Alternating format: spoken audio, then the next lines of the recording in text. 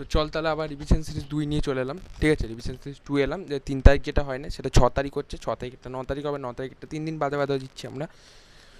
তো এটা revision series 2, ঠিক আছে। চল তাহলে শুরু করা যাক। আজকে রিভিশন সিরিজ 2 দেবো, পারলে রিভিশন সিরিজ 3টা দিয়ে দেবো, ঠিক আছে। এবং সম্ভবত 9 তারিখই আসবে, ঠিক আছে।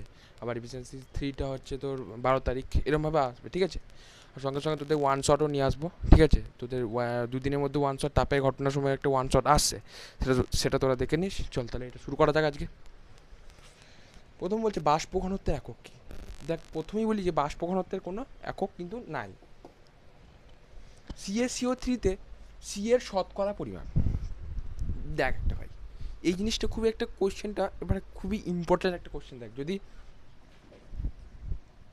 CaCO3 ধরি, এখানে আমরা হচ্ছে সি এর শতকরা পরিমাণ। আমরা সি এর শতকরা পরিমাণ জানি যে 40, ওকে, ঠিক আছে। আমার পারমাণবিক ভরটা গুরুত্বটা, পারমাণবিক ক্যালসিয়ামের পারমাণবিক গুরুত্ব কত জানি, 40, ওকে। এবার এইটার গোটাটা একটা ক্যালকুলেশন কর। দেখ, 40 প্লাস 12 প্লাস 3 ইন্টু 16 মানে 180। তো যেহেতু শতকরা বলেছে, তো 40/100 ইন্টু 100, তাহলে কাটাকাটি করলে কত হয়, 40%। তাহলে এইটা কত হবে, এটা হচ্ছে 40%, ঠিক আছে ভাই।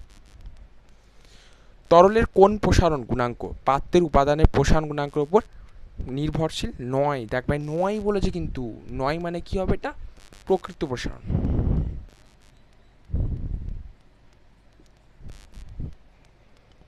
স্মেলের সূত্রে প্রযোজ্য নয় কোন ক্ষেত্রে। স্মেলের সূত্র প্রযোজ্য নয় কোন ক্ষেত্রে, বলবি যে স্মেলের সূত্র প্রযোজ্য নয় লম্ব আপাতনের ক্ষেত্রে। চল তাহলে এটা হয়ে গেল। ফিউজতারের উপাদান। ফিউজতারের উপাদান কি, ফিউজতারের উপাদান কি লিখে দিচ্ছি আমি। আর এইগুলো কত পার্সেন্ট করে আছে সেটা তোরা আমার কমেন্টে জানাবি, ঠিক আছে। ফিউজ ও নাইক্রোমের মধ্যে মিল অমিল। ফিউজ ও নাইক্রোমের মধ্যে মিল অমিল কি, 1 নাম্বার। ফার্স্টই মিল কি, মিল হচ্ছে, মিল অমিল নয়, শুধু মিলটা যেটা, সেটা হচ্ছে ফিউজতার ও নাইক্রোমের মধ্যে মিল, যেটা হচ্ছে উচ্চ রোধাঙ্ক।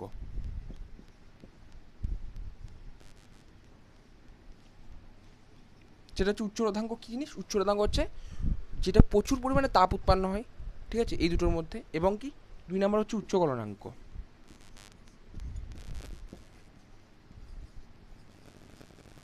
উচ্চ গলনাঙ্কটা কী জিনিস, উচ্চ গলনাঙ্ক হচ্ছে প্রচুর পরিমাণ তাপে যেন ওই তার গলে না যায়, তার জন্য এটা উচ্চ গলনাঙ্ক হয়। চল তাহলে ক্যামেরায় গঠিত প্রতিবিম্ব কি। ক্যামেরায় গঠিত প্রতিবিম্ব কি, সদ, এটা হবে সদ, সদ হবে, অবশীর্ষ হবে, তো বলে দিচ্ছি মুখে, ঠিক আছে। সদ,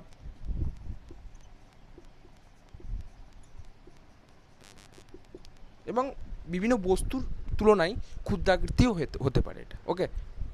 এবার দেখ, নেক্সট হচ্ছে কোনো মৌলের ইলেকট্রন সংখ্যা যদি 16 হয়, 16 হলে শ্রেণী কত।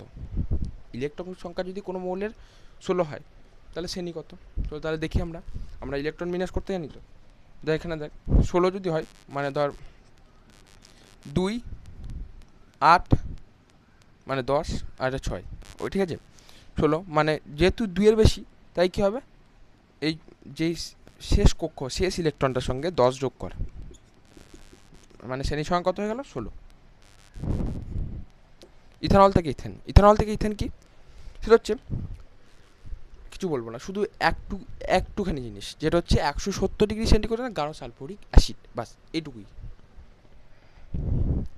থার্মিটে কাদের ক্ষেত্রে, মানে থার্মিট কাদের ক্ষেত্রে দেখা যায়, থার্মিট দেখা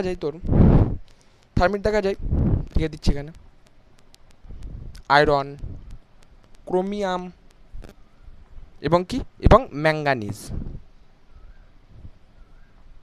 ঠিক আছে। অ্যানোড মানে ধাতু কি, অ্যানোড মানে ধাতু দেখা যায়, করে নিবে এটা জেনে, গোল্ড, সিলভার, সোনা, রূপো, এগুলো দেখা যায় অ্যানোড মানে, ঠিক আছে। নেক্সট হচ্ছে কি, দেখ অস্তরবীর রক্তরাগ কোন ঘটনাকে বলা হয়। আমরা দেখি সূর্যাস্তের সময় যে, মানে যে সূর্যাস্তের সময় যে ঘটনাটা দেখতে পাই, সেটার নাম কি, সেটার নাম হচ্ছে বিক্ষেপণ। আর এটা খুব ইম্পর্টেন্ট যে অস্তরবী রক্তরাগ কোন ঘটনা না বিক্ষেপণ হচ্ছে ফিউজ তারের কোন তারের সঙ্গে যুক্ত থাকে। ফিউজ তার হচ্ছে লাইভ তারের সঙ্গে যুক্ত, ঠিক আছে। সংযোজন বিয়োজনের মধ্যে কোনটা আগে ঘটে না বিয়োজন। বিটা কোন অংশ থেকে নির্গত হয় নিউক্লিয়াস থেকে নির্গত হয়। জার্মান সিলভারে অ্যান্ড নেক্সট অ্যান্ড লাস্ট সেটা হচ্ছে জার্মানের সিলভারের পরিমাণ মানে সিলভারের পরিমাণ কতটা থাকে, সিলভারের পরিমাণ কতটা থাকে 0% মানে 0% থাকে, ঠিক আছে। চল তাহলে রিভিশন সিরিজ 2 শেষ এবং 3-এর পালা 3টাও দিয়ে দেবো আজকালের মধ্যে, ঠিক আছে।